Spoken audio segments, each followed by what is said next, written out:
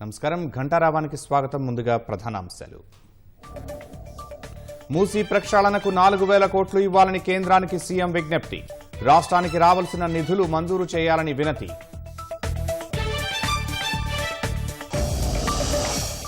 $317 GO వివాదాల పరిష్కరణపై ఉపసంఘం కసరత్తు. ఉమ్మడి జిల్లాల వారీగా సర్వీసు పరిగణించాలని నిర్ణయం.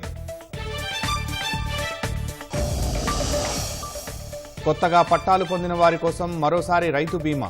ఆగస్టు 5లోగా దరఖాస్తు చేసుకోవాలన్న సర్కార్.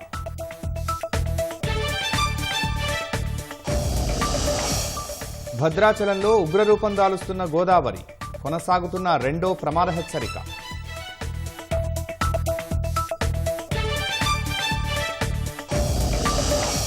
దేశ ఆర్థికం 6.5 నుంచి 7% వృద్ధి సాధిస్తుందన్న ఆర్థిక సర్వే. ఏటా 78.5 లక్షల ఉద్యోగాలు కల్పించాలని సూచన. బీహార్కు ప్రత్యేక హోదా సాధ్యం కాదన్న కేంద్రం. ఎన్డీసీ నిబంధనల మేరకు ఇవ్వలేమని స్పష్టీకరణ.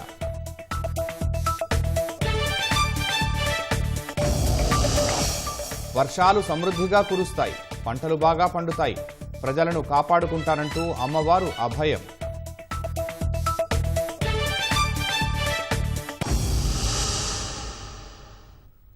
మూసీ ప్రక్షాళన సహా రాష్ట్రానికి సంబంధించిన ప్రాజెక్టుల్లో సహకరించాలంటూ ముఖ్యమంత్రి రేవంత్ రెడ్డి కేంద్రానికి విజ్ఞప్తి చేశారు. ఢిల్లీలో పర్యటనలో వరుసగా కేంద్ర మంత్రులతో భేటీ అయిన సీఎం రాష్ట్రానికి రావాల్సిన నిధులను విడుదల చేయాలని కోరారు. మరోవైపు కాంగ్రెస్ అగ్రనేత ప్రియాంక గాంధీని మంత్రి ఉత్తమ్ కుమార్ రెడ్డితో పాటు కలిశారు. అసెంబ్లీ సమావేశాల నేపథ్యంలో రేపు హైదరాబాద్ తిరిగి రానున్నారు. బడ్జెట్ సమావేశాల నేపథ్యంలో రాష్ట్రానికి రావాల్సిన నిధులు, కీలక ప్రాజెక్టులను సాధించే దిశగా సీఎం రేవంత్ రెడ్డి ఢిల్లీ పర్యటన చేపట్టారు. వరుసగా కేంద్ర మంత్రులతో భేటీ అయిన ముఖ్యమంత్రి పలు అంశాలపై వినతులు అందించారు. మూసీ ప్రక్షాళనకు 4000 కోట్లు ఇవ్వాలని జలశక్తి మంత్రి సిఆర్ పాటిల్కు సీఎం విజ్ఞప్తి చేశారు. గోదావరి జలాలను ఉస్మాన్ సాగర్, హిమాయత్ సాగర్ కలిపే పనులకు సాయం చేయాలని కోరారు. రాష్ట్రంలో 7,85,000 ఇళ్లకు నల్లా కలెక్షన్లు లేవన్న సీఎం జల్ జీవన్ మిషన్ నిధులు విడుదల చేయాలని మంత్రి సిఆర్ పాటిల్ను కోరారు. అంతకుముందు కేంద్ర పెట్రోలియం, సహజ వాయువుల శాఖ మంత్రి హర్దీప్ సింగ్ పూరిని ఉప ముఖ్యమంత్రి భట్టి విక్రమార్క, మంత్రి ఉత్తమ్ కుమార్ రెడ్డితో కలిసి సీఎం రేవంత్ రెడ్డి కలిశారు. రాష్ట్రంలో 500 రూపాయలకే గ్యాస్ సిలిండర్ సరఫరా చేస్తున్న విషయాన్ని హర్దీప్ సింగ్ దృష్టికి తీసుకువెళ్లిన సీఎం వినియోగదారులకు ఇచ్చే రాయితీని ముందుగానే ఆయిల్ మార్కెటింగ్ కంపెనీలకు చెల్లించే అవకాశం ఇవ్వాలని కోరారు.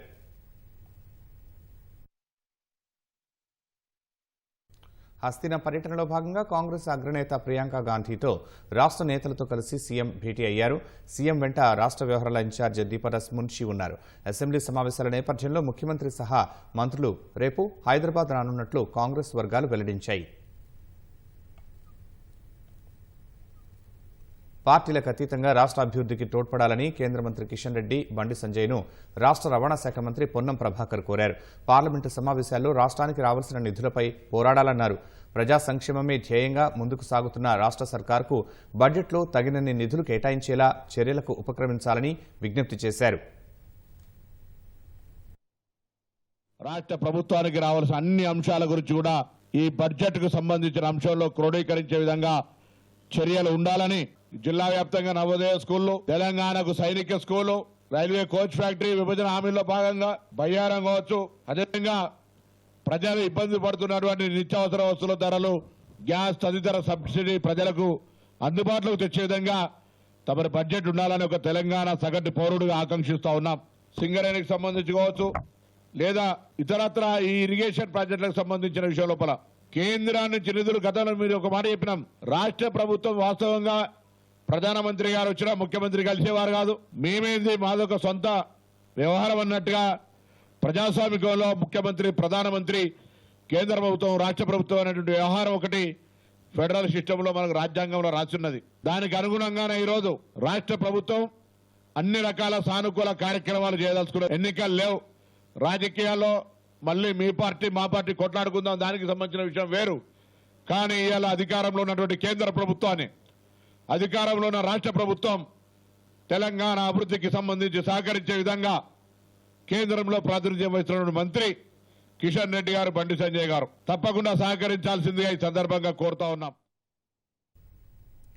ఆరోగ్యశ్రీని మరింత బలోపేతం దిశగా సర్కార్ కీలక నిర్ణయం తీసుకుందని వైద్య ఆరోగ్య శాఖ మంత్రి దామోదర రాజనరసింహ స్పష్టం చేశారు. ఆరోగ్యశ్రీలో చికిత్స కోసం ఆసుపత్రులకు చెల్లించే మొత్తాలను సగటున 20 నుంచి 25% పెంచినట్లు మంత్రి వెల్లడించారు. ఫలితంగా ఏటా ఆరోగ్యశ్రీ ట్రస్టుకు అదనంగా 600 కోట్ల రూపాయలు ఖర్చవుతుందని పేర్కొన్నారు. ఆరోగ్యశ్రీ సేవలను మరింత విస్తరించేందుకు ప్రభుత్వం కట్టుబడి పనిచేస్తుందని దామోదర రాజనరసింహ పునరుద్ఘాటించారు.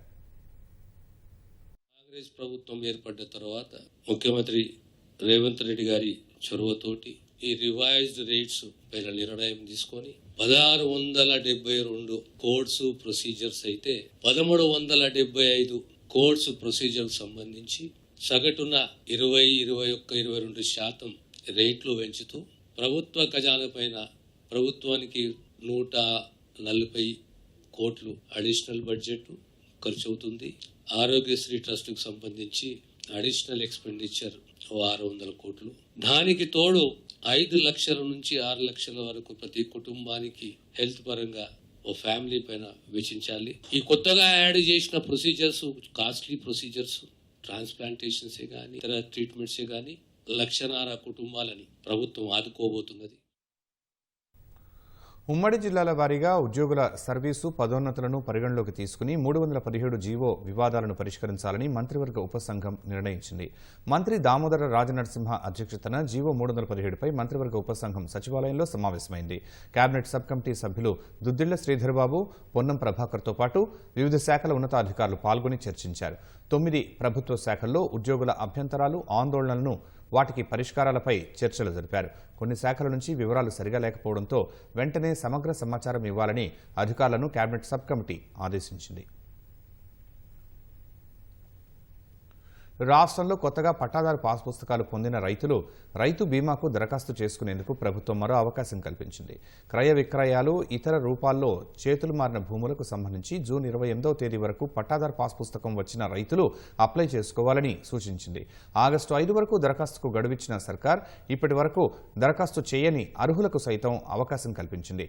ఇప్పటికే దరఖాస్తు చేసుకున్న వారికి రైతు బీమాలో ఆధార్, నామినీ తదితర మార్పులు చేర్పులకు మాత్రం జూన్ 30వ తేదీని తుది గడువుగా స్పష్టం చేసింది. ఆధార్ కార్డులో 18 నుంచి 59 ఏళ్ల వయస్సు గల రైతులు మాత్రమే బీమా పథకానికి అర్హులని వ్యవసాయ శాఖ వర్గాలు వెల్లడించాయి. దరఖాస్తుతో పాటు పట్టాదారు పాస్ పుస్తకం లేదా డిజిటల్ సంతకం చేసిన డిఎస్ పేపర్, రైతు, నామినీ ఆధార్ కార్డులు జత చేసి రైతు వేదికల్లో ఏఈఓలకు అందించాలని వ్యవసాయ శాఖ సూచించింది. నూతన న్యాయ చట్టాలపై తన వైఖరి వెల్లడించాలని, నియంతృత్వ పూరిత సెక్షన్లను సవరించాలని కేంద్ర ప్రభుత్వానికి లేఖ రాయడంతో పాటు శాసనసభ సమావేశాలు తీర్మానం చేసి పంపాలని భారత కార్యనిర్వాహక అధ్యక్షుడు కేటీఆర్ ప్రభుత్వాన్ని డిమాండ్ చేశారు. ఈ మేరకు రాష్ట్ర ప్రభుత్వానికి కేటీఆర్ బహిరంగ లేఖ రాశారు. పలు నిబంధనలు, సెక్షన్లు ప్రజల ప్రాథమిక హక్కులకు విఘాతం కలిగించేలా, వ్యక్తి స్వేచ్ఛను హరించేలా ఉన్నాయన్న ఆయన అనేక సెక్షన్లతో రాష్ట్రంలో పోలీస్ రాజ్యాన్ని తీసుకొచ్చే ప్రమాదం ఉందని ఆందోళన వ్యక్తం చేశారు. కొత్త చట్టాలపై విస్తృతంగా చర్చ జరగాల్సిన అవసరం ఉన్న నేపథ్యంలో తెలంగాణ రాష్ట్ర ప్రభుత్వం ఇక్కడి కాంగ్రెస్ పార్టీ తన వైఖరిని వెల్లడించాలన్నారు. నూతన క్రిమినల్ చట్టాలను యథాతథంగా అమలు చేయటమే రాష్ట్ర సర్కారు లక్ష్యమా అని ప్రశ్నించారు. ప్రభుత్వం స్పందించకపోతే నిరంకుశ ప్రజా వ్యతిరేక ప్రభుత్వంగా ప్రజలు పరిగణిస్తారని కేటీఆర్ వ్యాఖ్యానించారు. న్యాయమైన డిమాండ్ల పరిష్కారం కోసం నిరసనలు, ఉద్యమాలు చేసే ప్రజలకు ప్రతికూలంగా కొత్త చట్టాలు ఉన్నాయని, ప్రభుత్వం పోలీసులకు మితిమీరిన అధికారాన్ని కట్టబెడుతున్నాయని సామాజిక ఉద్యమకారులు ఆందోళన వ్యక్తం చేస్తున్నారని తెలిపారు.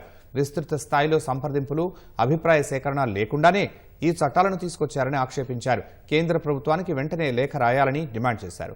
ప్రస్తుత శాసనసభ సమావేశాల్లో ఒక తీర్మానాన్ని ఆమోదించి కేంద్రానికి పంపాలని అన్నారు.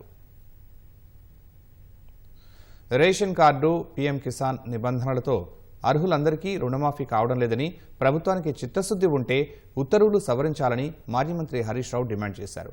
రైతును గుర్తించాలి కానీ కుటుంబాన్ని గుర్తించాల్సిన అవసరం ఏముందని ప్రశ్నించారు. ఈ నిబంధనలతో 30 నుంచి 40% మందికి రుణమాఫీ కాలేదని ప్రాథమిక అంచనా అని చెప్పుకొచ్చారు. బడ్జెట్ సమావేశాల ప్రారంభం నేపథ్యంలో మీడియా ప్రతినిధులతో హరీష్ రావు ఇష్టాగోష్ఠిగా మాట్లాడారు. పంచాయతీలకు రాష్ట్ర ప్రభుత్వం నిధులు ఇవ్వకపోగా కేంద్రం నుంచి వచ్చిన నిధులను కూడా విడుదల చేయటం లేదని ఆక్షేపించారు. వివిధ విభాగాల్లోని ఉద్యోగులకు నెలల తరబడి వేతన బకాయిలు ఉన్నాయని, ప్రభుత్వ వైఫల్యం కారణంగా విద్యుత్ శాఖ సంక్షోభంలోకి వెళుతోందని ఆందోళన వ్యక్తం చేశారు. అసెంబ్లీ చుట్టూ కంచెలు, విద్యార్థులపై లాఠీ ఛార్జీలు పెరిగాయన్న హరీష్ రావు పోలీసులు కూడా కమిషన్లు ఇచ్చి బిల్లులు పాస్ చేయించుకునే పరిస్థితి వచ్చిందన్నారు. గతంలో బిహారీ, పంజాబీలు అని విమర్శించిన రేవంత్ రెడ్డి తెలంగాణ అధికారులకు డీజీపీగా ఎందుకు అవకాశం ఇవ్వలేదని ప్రశ్నించారు. దివ్యాంగులకు సంబంధించి ఐఏఎస్ అధికారి స్మితా సబర్వాల్ చేసిన వ్యాఖ్యలతో తాను ఏకీభవించబోనని హరీష్ రావు స్పష్టం చేశారు. అఖిల భారత సర్వీసులో దివ్యాంగులకు రిజర్వేషన్లు ఉండాల్సిందేనని పేర్కొన్నారు. హైదరాబాద్లో మాత్రమే అందుబాటులో ఉన్న ప్రత్యేక విభాగాల్లోని వైద్య నిపుణులను జిల్లాలకు బదిలీ చేశారని, ఉన్న చోటే కొనసాగించాలని ప్రభుత్వానికి సూచించారు. అసెంబ్లీ సమావేశాలకు సర్వం సిద్ధమైంది. 3 అంచెల భద్రతతో ఈ సమావేశాలు కొనసాగనున్నాయి. రేపటి నుంచి శాసనసభ సమావేశాలు మొదలవుతూ ఉండగా ఎల్లుండి నుంచి శాసన మండలి సమావేశాలు ప్రారంభమవుతాయి. అసెంబ్లీ సమావేశాలకు ఎలాంటి ఆటంకాలు ఎదురుకాకుండా పోలీస్ శాఖ పటిష్ట భద్రతా ఏర్పాట్లు చేసింది. సమావేశాలు జరిగేటప్పుడు వివిధ వర్గాలు ఆందోళనలు చేసే అవకాశం ఉండడంతో గన్ పార్క్, అసెంబ్లీ ప్రవేశ ద్వారాలు, పరిసరాల్లో పెద్ద సంఖ్యలో పోలీసులు మోహరించారు. పాస్లు ఉన్నా కూడా తనిఖీలు నిర్వహించిన తరువాతనే అసెంబ్లీ ప్రాంగణంలోకి అనుమతిస్తామని అధికారులు తెలిపారు. మొదటి రోజు ఇటీవల రోడ్డు ప్రమాదంలో మృతి చెందిన లాస్య నందితకు సభలో నివాళులర్పిస్తారు. ఆ తర్వాత అసెంబ్లీ బిజినెస్ అడ్వైజరీ కమిటీ సమావేశం స్పీకర్ గడ్డం ప్రసాద్ కుమార్ అధ్యక్షతన జరగనుంది. ఈ సమావేశంలో బీఆర్ఎస్, బీజేపీ, కాంగ్రెస్ పార్టీల ప్రతినిధులతో పాటు సీఎం రేవంత్ రెడ్డి కూడా పాల్గొంటారు. అసెంబ్లీ సమావేశాలు ఎన్ని రోజులు నిర్వహించాలి, ఏ అంశాలపై చర్చ చేపట్టాలని తదితర అంశాలపై చర్చించి నిర్ణయం తీసుకుంటారు. వచ్చే నెల 2వ తేదీ వరకు ఈ అసెంబ్లీ సమావేశాలు జరిగే అవకాశం ఉందని అధికార వర్గాలు అంచనా వేస్తున్నారు. భద్రాచలం వద్ద గోదారమ్మ క్రమంగా ఉగ్రరూపం దాల్చుతోంది. ఈ మధ్యాహ్నానికి నీటి మట్టం 48 అడుగులు దాటడంతో అధికారులు 2వ ప్రమాద హెచ్చరికను జారీ చేశారు. పరివాహక ప్రాంతంలోని లోతట్టు ప్రజలకు ఎలాంటి నష్టం జరగకుండా సర్కార్ చర్యలు చేపట్టింది. రెవెన్యూ శాఖ మంత్రి పొంగులేటి శ్రీనివాసరెడ్డి భద్రాచలంలో పరిస్థితిని ఎప్పటికప్పుడు సమీక్షిస్తున్నారు. ఛత్తీస్గఢ్ సహా రాష్ట్రంలో విస్తారంగా కురుస్తున్న వర్షాలకు గోదావరి ఉప్పొంగి ప్రవహిస్తోంది. 2 రోజులుగా క్రమంగా పెరుగుతున్న నీటిమట్టం ఈ మధ్యాహ్నం 3 గంటలకు 48.04 అడుగులకు చేరినందున అధికారులు 2వ ప్రమాద హెచ్చరికను జారీ చేశారు. ఎగువ ప్రాంతాల నుంచి వస్తున్న వరద వల్ల భద్రాచలం వద్ద గోదావరి నీటిమట్టం ఇంకా పెరుగుతుందని కేంద్ర జలవనరుల శాఖ అధికారులు చెబుతున్నారు. మత్స్యకారులు వేటకు వెళ్లవద్దని హెచ్చరించారు. వరద పెరగడంతో భద్రాచలం స్నానఘట్టాల్లోని చాలా మెట్లు ఇప్పటికే నీటిలో మునిగిపోయాయి. చెర్ల మండలం వద్ద ఈతవాగుపై నుంచి వరద నీరు పారుతోంది. పలు గ్రామాలకు రాకపోకలు నిలిచిపోయాయి.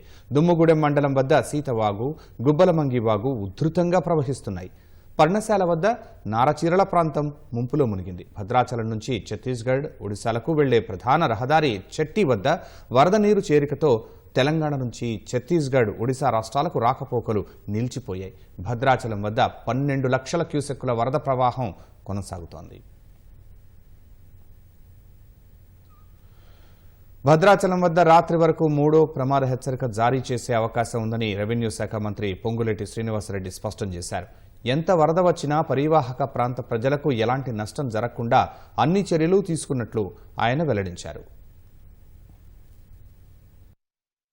భద్రాచలం ప్రాంతంలో 2వ హెచ్చరిక జారీ చేశాం. ఉధృతంగా గోదావరి నది వస్తుంది.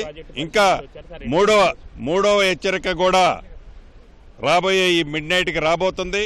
నాకు తెలిసి పైన ఏదైతే ఇన్ఫ్లోస్ని ఆధారంగా ఈ నైట్కి కానీ రేపు ఎర్లీ మార్నింగ్ కానీ 55 ఫీట్ల వరకు రీచ్ అవుతుంది అని అధికారులు చెప్పేదాన్ని బట్టి అర్థమవుతుంది. 3వ హెచ్చరిక జారీ చేసినా ఇంకా ఎక్కువ వాటర్ వచ్చినా ఎక్కడా చిన్న నష్టం, ఆస్తి నష్టం కానీ ప్రాణ నష్టం కానీ జరగకుండా ఉండే విధంగా గౌరవ ముఖ్యమంత్రి రేవంత్ రెడ్డి గారు ఇప్పటికే ఆదేశాలు ఇచ్చారు.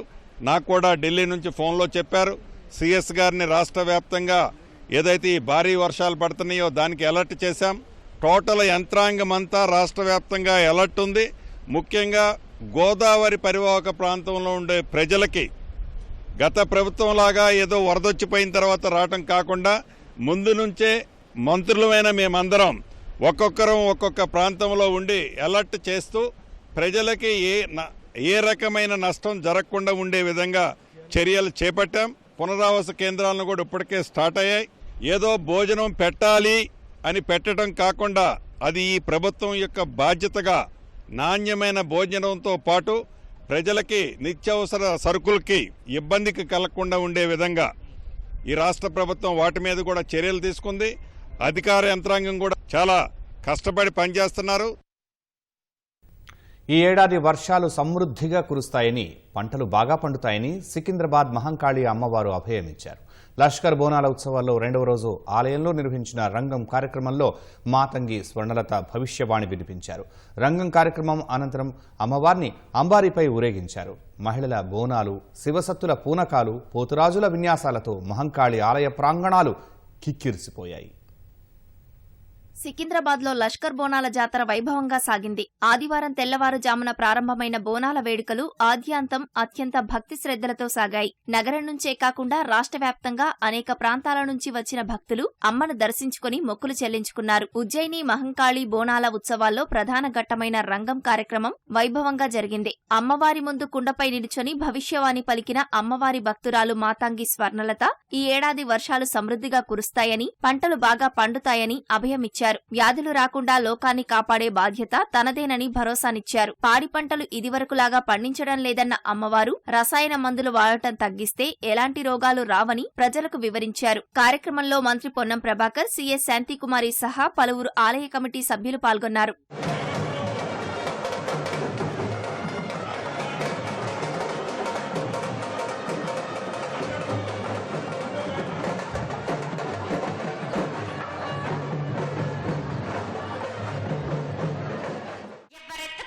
ఎవరు చేసుకొచ్చినా గాని, బాలలు తెచ్చినా బాలికలు తెచ్చినా గాని సంతోషంగా ఆనందంగా కోరినంత వర్షాలు ఉన్నాయి. మీకు పాడి పంటలు కూడా సమృద్ధిగానే ఉన్నాయి. మీకు ఎటువంటి లోటు లేదు మీకు. కానీ మీరు మాత్రం ఆనందంగా సంతోషంగా ఉండండి. ఎటువంటి అనుమానాలు పెట్టుకోకండి. నన్ను నమ్మిన వాళ్లకు నేను తప్పకుండా మీ కోరికలు తీర్చడానికే ఉన్నాను. వర్షాలు మీకు కోరినన్ని వర్షాలు ఉన్నాయి. మీకు ఎంత కోరుకుంటే అంత విధంగా ఉన్నాయి. గాని అంతకు మించి మీరు కోరుకోకండి.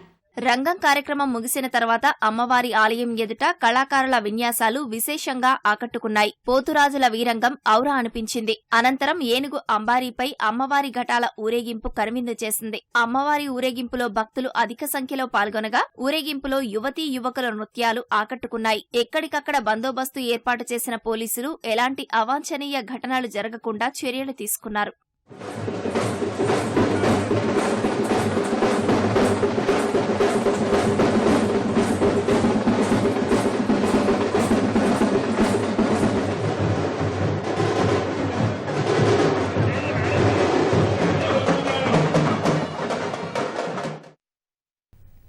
రెండు 2025 ఆర్థిక సంవత్సరంలో దేశ వృద్ధి రేటు 6.5 నుంచి 7% వరకు నమోదు కావచ్చని ఆర్థిక సర్వే అంచనా వేసింది. భారత ఆర్థిక రంగం అవుట్లుక్ ప్రకాశవంతంగా ఉంటుందని తెలిపింది. ఆర్థిక సర్వే 2023-24ను కేంద్ర ఆర్థిక మంత్రి నిర్మలా సీతారామన్ లోక్సభలో ప్రవేశపెట్టారు. కార్పొరేట్ బ్యాంక్ బ్యాలెన్స్ షీట్లు ఆరోగ్యకరంగా ఉండటం ప్రైవేటు పెట్టుబడులను మరింత పెంచుతాయని ఆర్థిక సర్వే అభిప్రాయపడింది. పన్ను సమ్మతి లాభాలు, వ్యయ నియంత్రణ, డిజిటలైజేషన్ కేంద్ర ప్రభుత్వ ఆర్థిక నిర్వహణలో చక్కటి సమతుల్యతను సాధించడంలో సహాయపడతాయని ఆర్థిక సర్వే పేర్కొంది. దేశ వృద్ధిలో మూలధన మార్కెట్లు ప్రముఖమైనవని తెలిపింది. ప్రపంచ భౌగోళిక, రాజకీయ, ఆర్థిక ఆఘాతాలకు మార్కెట్ తట్టుకోగలదని వివరించింది. చైనా నుంచి పెరిగిన విదేశీ పెట్టుబడులు ప్రపంచ సరఫరా గొలుసులో భారత భాగస్వామ్యాన్ని పెంపొందించడానికి, ఎగుమతులు పెంచడానికి సహాయపడతాయని ఆర్థిక సర్వే తెలిపింది. అనారోగ్యకరమైన ఆహారం కారణంగానే 54% వ్యాధి భారం పడుతోందని, సమతుల్య, వైవిధ్యమైన ఆహారం వైపు మార్పు అవసరమని ఆర్థిక సర్వే నొక్కి చెప్పింది. బీహార్కు ప్రత్యేక హోదా ఇవ్వడం సాధ్యం కాదని లోక్సభలో కేంద్రం స్పష్టం చేసింది. ప్రత్యేక హోదా పొందడానికి జాతీయ అభివృద్ధి మండలి ఎన్డీసీ 5 నిబంధనలు పొందుపరిచినట్లు తెలిపిన ఆర్థిక శాఖ ఆ నిబంధనల ప్రకారం బీహార్కు ప్రత్యేక హోదా సాధ్యం కాదని తేల్చి చెప్పింది. వాటి ప్రకారమే గతంలో కొన్ని రాష్ట్రాలకు ప్రత్యేక హోదాను కల్పించినట్లు వెల్లడించింది. ఎన్డీసీ నిబంధనల ప్రకారం బీహార్కు ప్రత్యేక హోదా సాధ్యం కాదని 2012లోనే అంతర్మంత్రిత్వ శాఖల బృందం నివేదిక తెలిపినట్లు కేంద్రం స్పష్టం చేసింది. జేడీయూ లోక్సభ సభ్యుడు రాంప్రీత్ మండల్ అడిగిన ప్రశ్నకు కేంద్ర ఆర్థిక శాఖ సహాయ మంత్రి పంకజ్ చౌదరి లిఖితపూర్వకంగా సమాధానం ఇచ్చారు. నీట్ అంశంలో ఏం జరుగుతోందో తెలియక దేశవ్యాప్తంగా విద్యార్థులు ఆందోళనలో ఉన్నారని లోక్సభలో విపక్ష నేత రాహుల్ గాంధీ ఆవేదన వ్యక్తం చేశారు. ధనికులుగా ఉంటే పరీక్ష పేపర్లు కొనవచ్చనే అభిప్రాయం చాలా మందిలో ఉందని వ్యాఖ్యానించారు. తమ కూటమికి ఇదే అభిప్రాయం ఉందని తెలిపారు. పరీక్షలను నిర్వహించే విషయంలో వ్యవస్థాపరంగా లోపం ఉందన్న ఆయన దీన్ని సరిచేసేందుకు ఏ చర్యలు తీసుకుంటున్నారో చెప్పాలని కేంద్ర ప్రభుత్వాన్ని ప్రశ్నించారు. నీట్ ప్రశ్నపత్రం లీకేజీ అంశంలో కేంద్ర మంత్రి ధర్మేంద్ర ప్రధాన్ ప్రతి ఒక్కరిని నిందించి తన లోపాన్ని మాత్రం కప్పిపుచ్చుకున్నారని ఎద్దేవా చేశారు. It's obvious to the whole country that there is a very serious problem in our examination system. This is not just a question of NEET, it is in all the major examinations. Now, the minister has blamed everybody except himself. Right? I don't even think he understands the fundamentals of what is going on here. As this is a systemic issue, what exactly are you doing to fix this issue at a systemic level?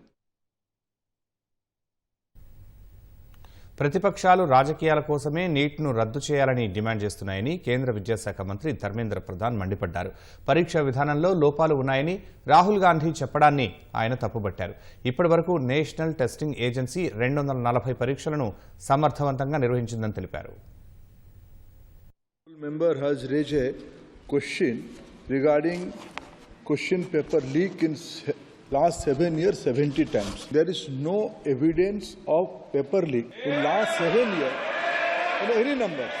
Right now, Speaker sir, this case is going in front of Honorable Supreme Court after NTA. More than 240 examination has been conducted. More than 5 crore students has been applied and more than 4.5 crore students successfully participated in the examination.